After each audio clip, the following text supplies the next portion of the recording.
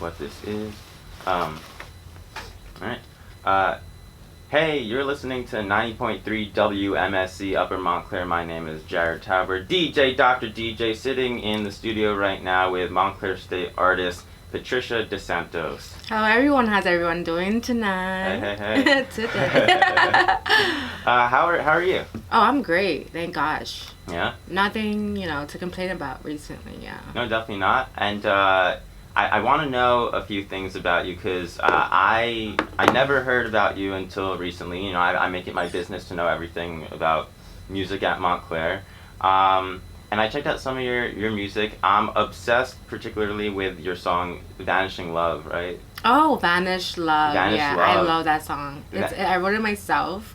I actually keep saying that through my interviews. Not too long ago, a couple years back, I had an interview at M&N in New York City, and the lady interviewed me. She's like, okay, which song did you create?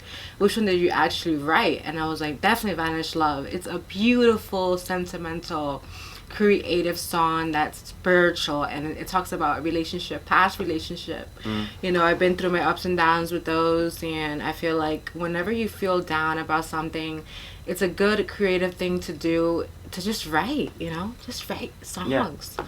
Or at least a poem, something really spiritual and out and about, like just being soulful and just jotting it down on a piece of paper. And just, if you want to be creative and you want to go to the extra mile, why not just actually do a song about it if you have the talent?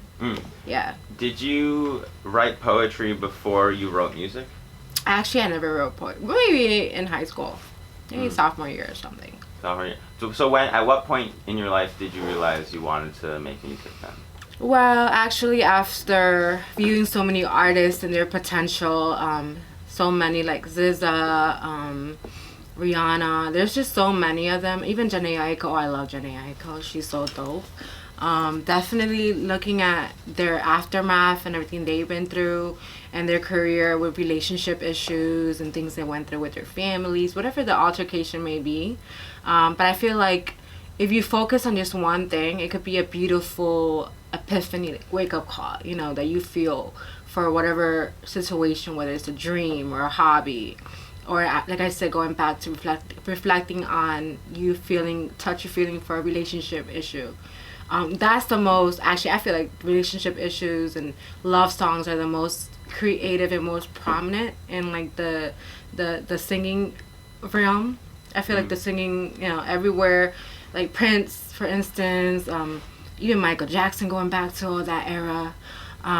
There's just so much influence when it comes to love, whether it's genuine love or it could be anything. I feel like there's so much sauce and so much sauce and implication on love when it comes to music. And I feel like and that's why I feel like heartbreak is a good thing for you at times, because in my situation, that's what I went through. It was heartbreak. So I was like, you know what, I'm going to definitely fuse what I went to and just use it as a stepping stone to what I can do to better myself and show the world that there's something that I can give back to people and they can relate with what I had to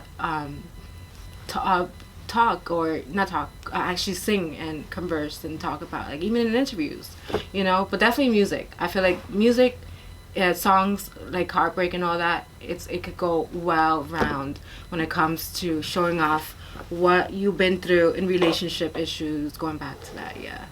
Would you say that writing down these lyrics about heartbreak is a catharsis or therapeutic experience for you? Oh, definitely cathartic. Yeah, it's a definitely therapeutic. Even for my own self, when I hear my own songs, like at the beginning, I definitely cringed a little when it came to me actually listening to my very first song. I think my very first song, I recorded way back in 2018 with Kidso, a recording artist. Now he lives in Nigeria, but he used to live in Clifton. Shout out Kidso. Thank you. He's really cool. He's a great guy, really, really great guy. And he allowed me to be myself and showcase my talent and my sense of appeal, everything that I had to deal with in the process of making a song. I believe it was we also did Vanish. Yeah, Vanish Love was one of them. Cover for SZA and Willow Smith. We did that. And I believe the Crawl one that I did with Chris Brown as well. There are a couple covers that I recorded, but even for the covers, and even like my own written songs, those two they go hand in hand for me to say, okay, I wasn't aware of what I was doing, but the process and the transitional phases that I went to was astonishing. Like I was just surprised that I even had the opportunity with these recording artists, with these actual producers and people in the media. Yeah. Going back to your songs that you put on, which are available on SoundCloud right now, I feel, when I listen to them, I feel like there's a really freestyle kind of feel to them. Do you write all the lyrics down beforehand, or like do you just get on the mic and just whatever comes to your head? Actually, it doesn't come as easy as you think. I did record, when I first wrote Sublime Days, going back to my own written songs apart from covers, because I did do cover, like I said, Willow Smith and a couple others. So I did Vanish Love, Sublime Days, Never Ending Love, a couple others. But when I write, I get in my zone. I try to sleep for a little bit. I take a 30-minute nap to kind of like refresh my mind a little, drink lots of water. So I try to prepare myself first and go into like a whole new zone and a new like a new mindfulness, a whole new zone in my mind, basically, a whole new like fears. How do you say that? Come on, you can help. You can help me out. Yeah, like a whole new spheres. Yeah, exactly. World. And worldism. Yeah, there you go. World. Like a whole new like world. Like Mermaid. You know. Yeah, definitely. And I feel like it all takes. You have to take your time. It all comes in hand when you're ready. It's all a learning experience. There's nothing that can go wrong when you're focused and dedicated. There's a lot you can do with your time, and the artistry world, you have to kind of just be relaxed, focused, and just being yourself, and just writing down everything you feel like could work for you in a song, you know? Like going back to artists, they reflect on their own moments with their own situations and their own perspectives in life, and there's just altercations that you go through that you can't help it. You're just like, you know what, I'm gonna do this because I feel like that's right for the moment, you know. It's just simple, you know. And one more thing I wanted to know was, listening to your songs, some of the beats go like kind of crazy, and I want to know, like, do you ever write around the music, or like where do you? Who's making your beats? Well, the beats, honestly, I'm gonna be very honest with this. We just find them on fucking YouTube. We just find it on YouTube. Totally. Yeah, there's a lot of beats on YouTube you can find for free.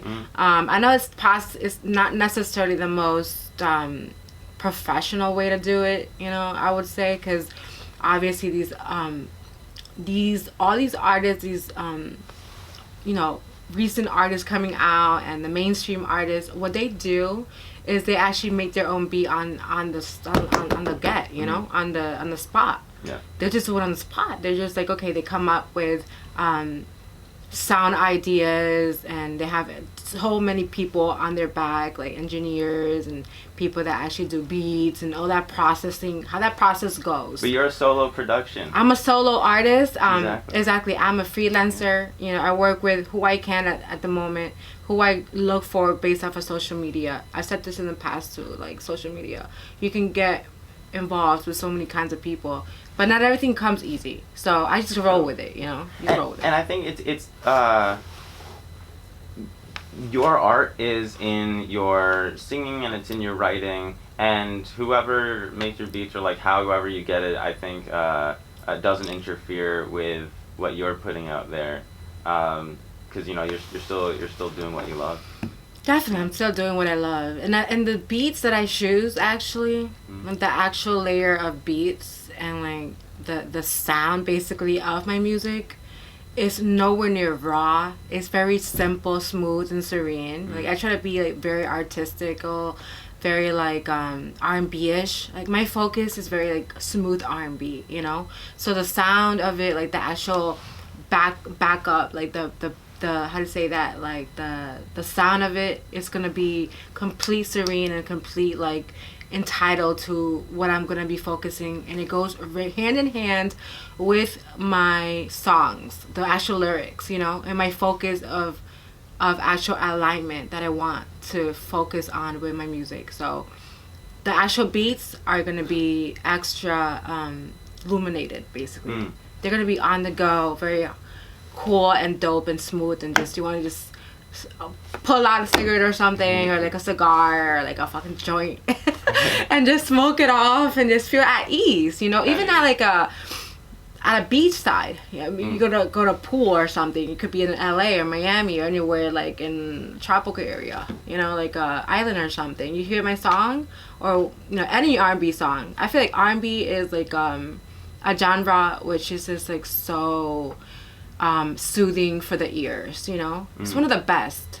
Yeah. So it's classical, anything jazz, you know. Yeah. Some people say that R&B is dead right now. And so it's a genre that I really love. So any effort to kind of revive it, contribute to it today is awesome, and I'm glad to see you being a part of that movement.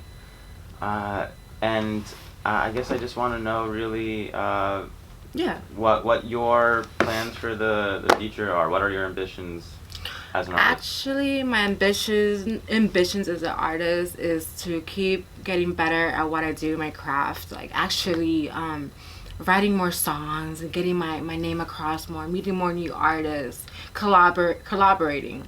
Collab. You know, I want to collab with as much artists as I can, whether they're new or even like not so huge artists that have actually access to create actual like studios in the city, you know. Like there's so many people that can put me on, you know. Right. I feel like it's a process, and I'm like right now I'm in my early 30s. I started this way when I was 24, 25, but my fan base has not been as huge as I would like. But it's all a learning experience, and I'd rather put out work that has quality and not receive so much credential. When it as far as popularity goes, obviously it helps. I wouldn't mind being on 107 on KTU or like C100 or Hot 97. You know, that's the goal, is to make it to the actual radios. Right. However, if I can just use my platforms on social media like SoundCloud and like Instagram and all these places, Facebook and all these outlets of social media, that can introduce my music to the people, and they can actually see the work that I have made and then laid out there for the fans to see and hear. You know, I want to do a video too. So any producers, any video photographer interested? Patricia De Santos, your music has a je ne sais quoi to it. Yeah. if I must say, and I think that's apparent to anyone who will listen. Patricia, your music is available on SoundCloud right now. Yeah, it's definitely available on SoundCloud. Actually, it's Gia. You can go on SoundCloud and you can search for Gia Supreme 6, because I have a 9 too, but it's Gia Supreme 6. Oh, there's Gia Supreme 9? That was before I created the latest one. I was kind of iffy at which one to actually put out, you know, like actually like lay out as 6 is a good number, you know. That's perfect. Gia Supreme. That's my label, basically. Not my label, but like the label, like the name reference that I have for my actual name is Patricia De Santos. But, you know, you can call me Gia. Supreme is like, supreme, like high, like a high influence personnel, you know, Supreme. So Gia Supreme 6, kind of sweet and simple. Totally. So you can look me, going back to that, you can go on SoundCloud, look me up for, go to Gia Supreme 6, hear my songs. I have some cool dope R&B, like we said. R&B feel really nice and smooth and serene. So taking it back. Yeah. Well, thank you so much for speaking with us today, and good luck on the rest of your musical and artistic endeavors. Thank you so much for having me here at Montclair Station. WMSC. WMSC. WMSC. Can't go wrong with WMSC. No, you cannot. All right. Thank you. All right. So that